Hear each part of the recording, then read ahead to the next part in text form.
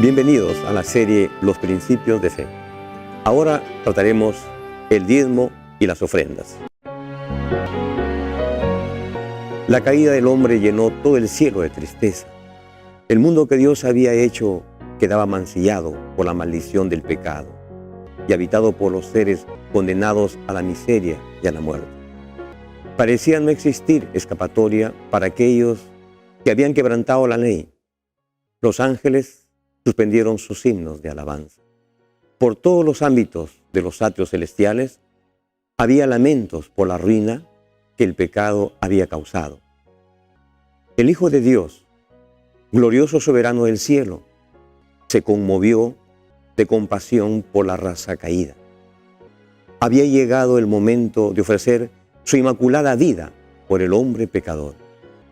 El universo entero se maravilló de ver que Cristo debía humillarse a sí mismo para salvar al hombre caído. El hecho de que aquel que había pasado de una estrella a otra, de un mundo a otro, dirigiéndolo todo, satisfaciendo mediante su providencia las necesidades de todo orden de seres de su enorme creación, consintiese en dejar su gloria para tomar sobre sí la naturaleza humana, era un misterio que todas las inmaculadas inteligencias celestiales deseaban entender. El profeta Isaías, varios siglos antes, anunció los sufrimientos de Cristo para salvar al pecador. Dice: despreciado y desechado entre los hombres, varón de dolores, experimentado en quebranto. Fue menospreciado y no lo estimamos. Llevó nuestras enfermedades y sufrió nuestros dolores. Nosotros lo tuvimos por azotado, por herido de Dios y abatido. Fue herido por nuestras rebeliones, molido por nuestros pecados. El castigo de nuestra paz fue sobre él, y por su llaga fuimos nosotros curados. Todos nos descarriamos como ovejas, cada cual se desvió por su camino, pero el Eterno cargó sobre él el pecado de todos nosotros. Angustiado y afligido, no abrió su boca. Como cordero fue llevado al matadero, como oveja ante sus trasquiladores, enmudeció y no abrió su boca. Cristo vino a poner la salvación al alcance de todos. Sobre la cruz del Calvario pagó el precio infinito de la redención de un mundo perdido. Su abnegación y sacrificio propio, su humillación y sobre todo la ofrenda de su vida atestiguan la profundidad de su amor por buscar y salvar a los perdidos. Su misión estaba destinada a los pecadores de todo grado, de toda lengua y nación. Por ellos pagó el precio infinito, para rescatarlos a todos, y anheló que se uniesen a él, a su obra. El gran mandato que encargó a su iglesia es: id por todo el mundo y predicar el evangelio a toda criatura, bautizándolos en el nombre del Padre, del Hijo y del Espíritu Santo, enseñándoles que guarden todas las cosas que os he mandado. Y yo estoy con vosotros todos los días hasta el fin del mundo. Mateo capítulo 18, versículos 19 y 20. Los discípulos comprendieron el plan de Dios y el sentido de la vida. Lo dieron todo y se unieron a esta gran empresa, compartiendo sus recursos, y cumplieron. Y al final pudieron decir, como Pablo: ahora me espera la corona de justicia, y no solo a mí, sino también a todos los que aman su venida. Timoteo, capítulo 4, versículo 8.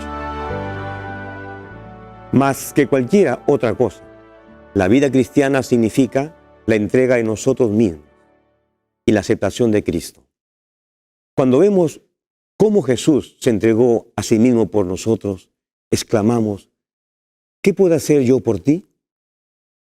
Pero justamente cuando pensamos que hemos entrado en un compromiso absoluto, una entrega total, algo sucede que demuestra cuán superficial ha sido nuestra decisión. A medida que descubrimos nuestros aspectos de nuestras vidas que necesitamos entregar a Dios, nuestro sometimiento se profundiza entonces. Con mucho tacto, el Espíritu lleva nuestra atención a otra zona donde el yo necesita entregarse.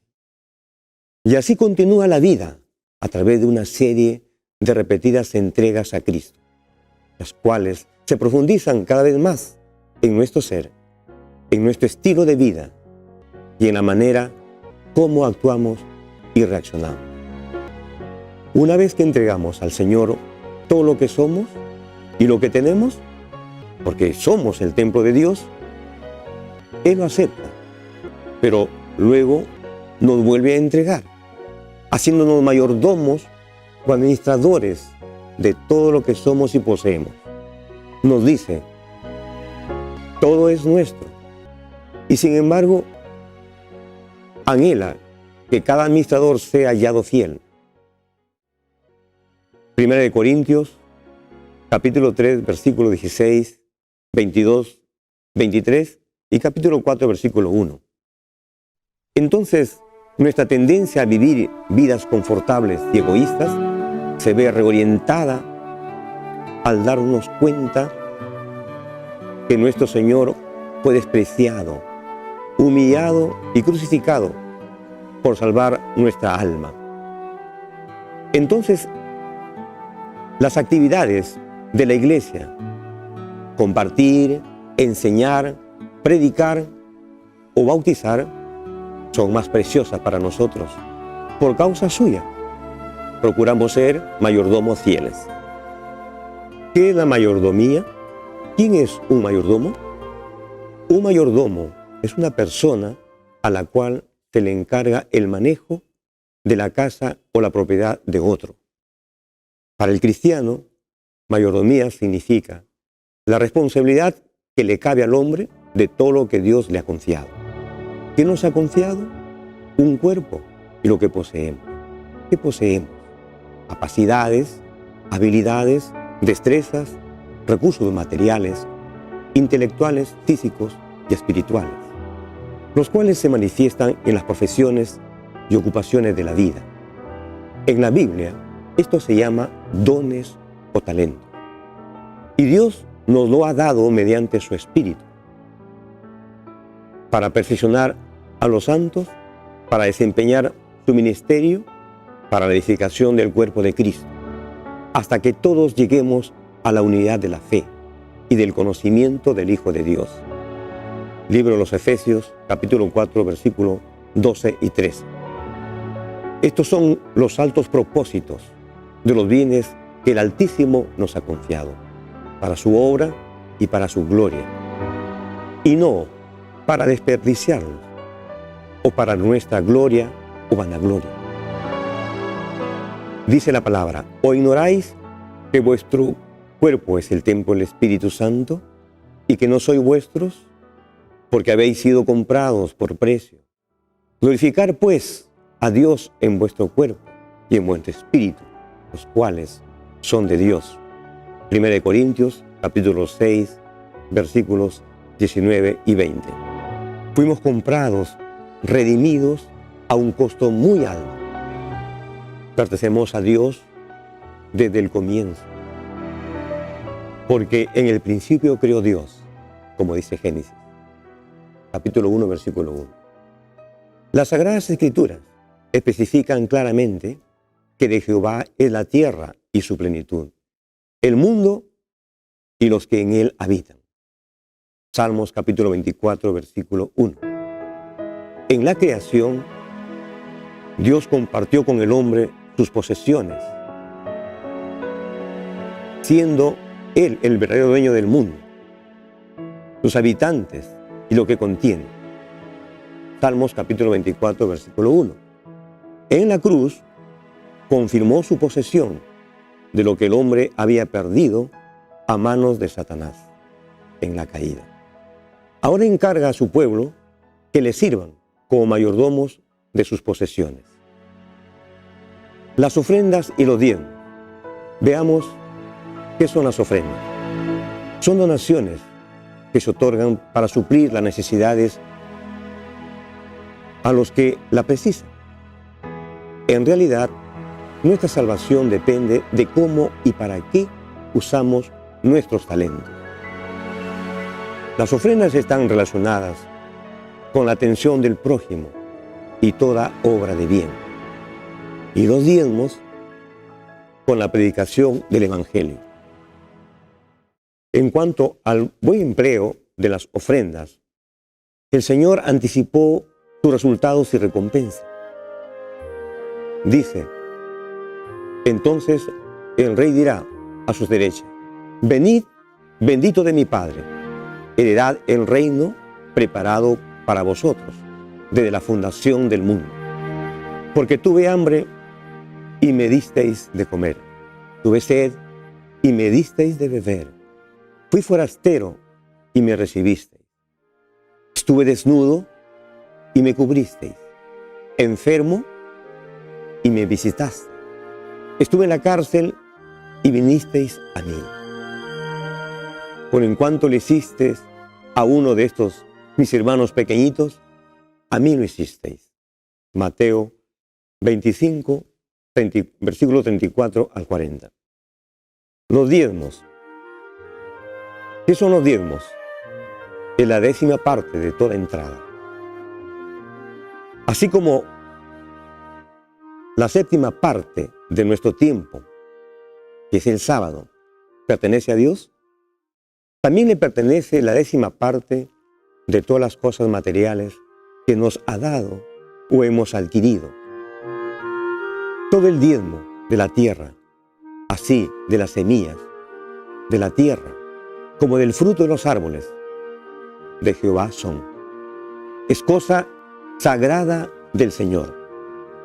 Todo el diezmo de las vacas y las ovejas, es decir, cada 10ª cabeza que pasa bajo la vara, será consagrada a Jehová.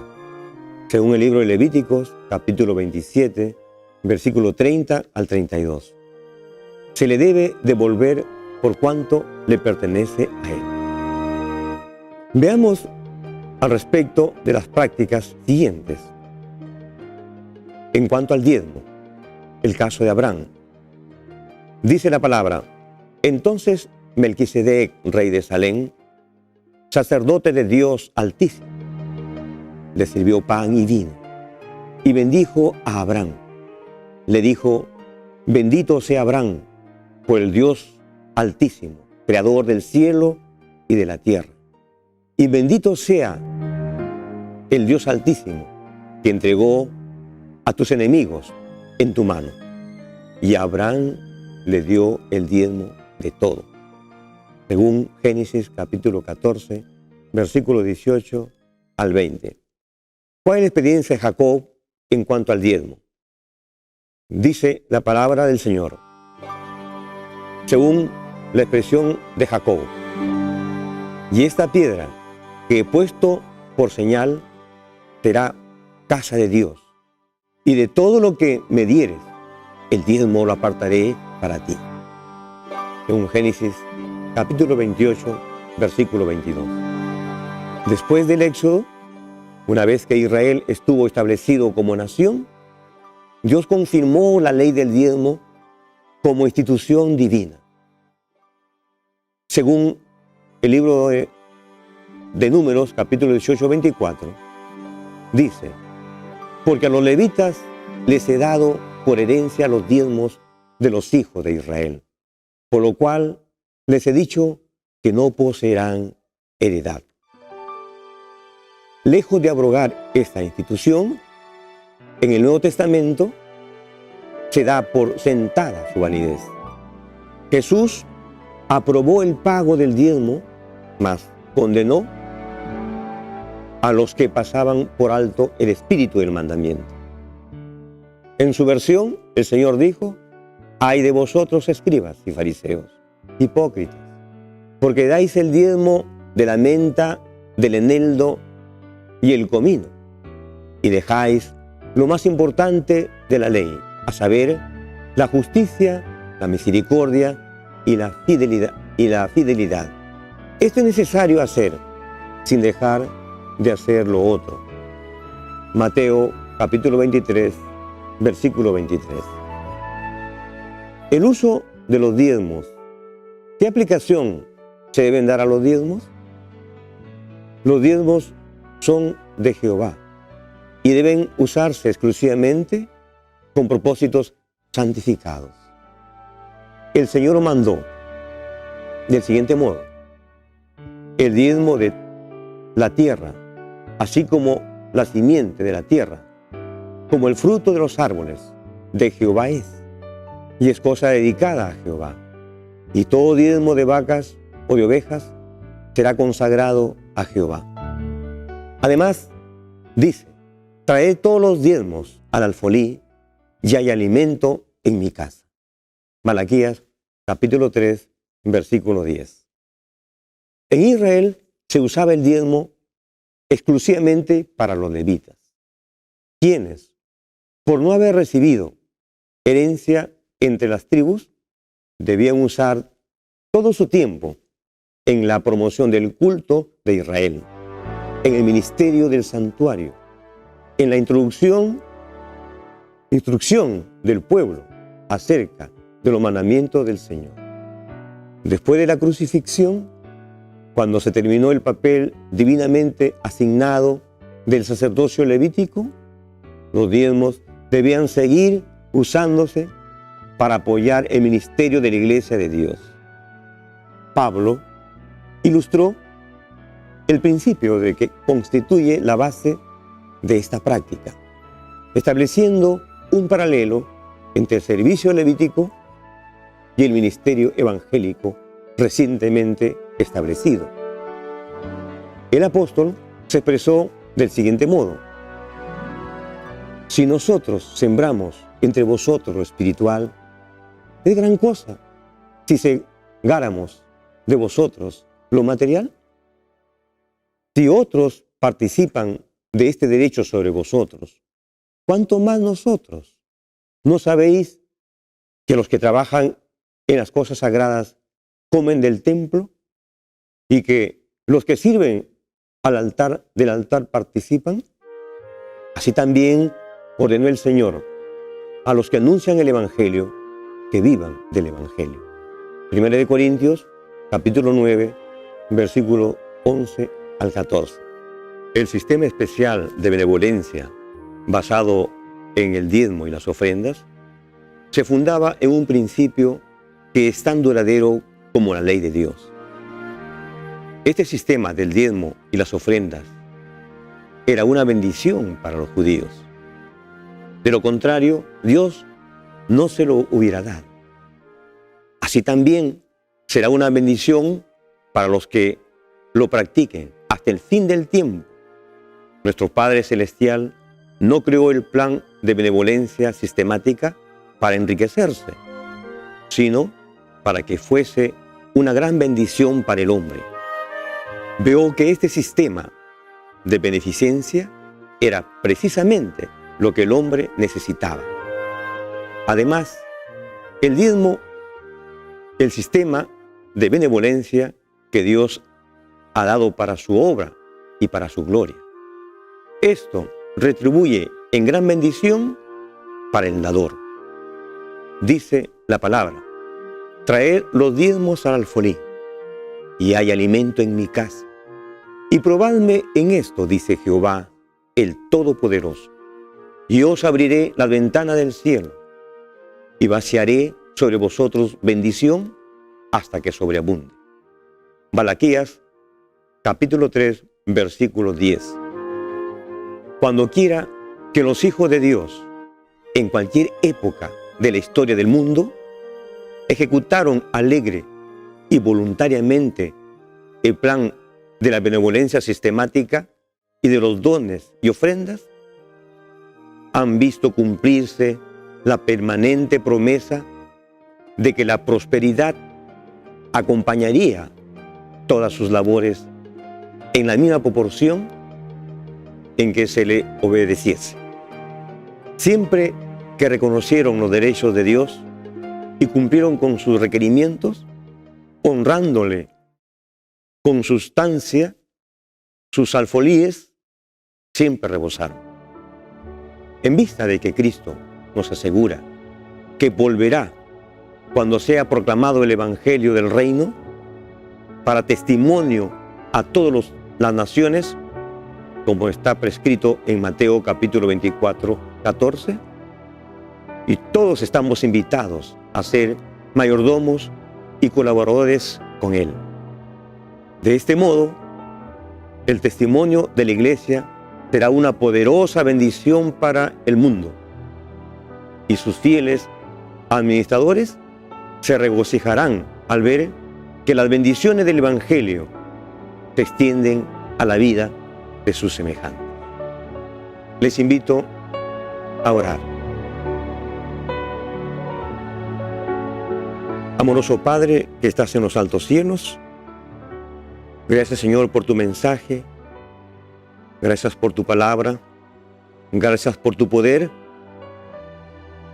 y la manera como bendices a tus hijos en este mundo, a conseguir las riquezas, las propiedades, a conseguir lo material para la supervivencia y para tu servicio. Que tu bendición sea para todos tus hijos que contribuyen para la difusión de tu palabra. En nombre de Jesús. Amén. Suenen las palabras del buen Salvador, traer el diezmo al granero, aclamad a Cristo dueño y creador, darle lo mejor primero, traed el diezmo al granero, robadme hoy, dice Jehová, quien sobre tierras y dinero, bendiciones abundantes pondrá. Dad a Dios mejor y más completo don, vuestra vida entera y vuestra hacienda. Entregad a Cristo hoy el corazón, que es la más preciosa ofrenda. Traed el diezmo al granero, probadme hoy, dice Jehová, quien sobre tierras y dinero, bendiciones abundantes pondrá.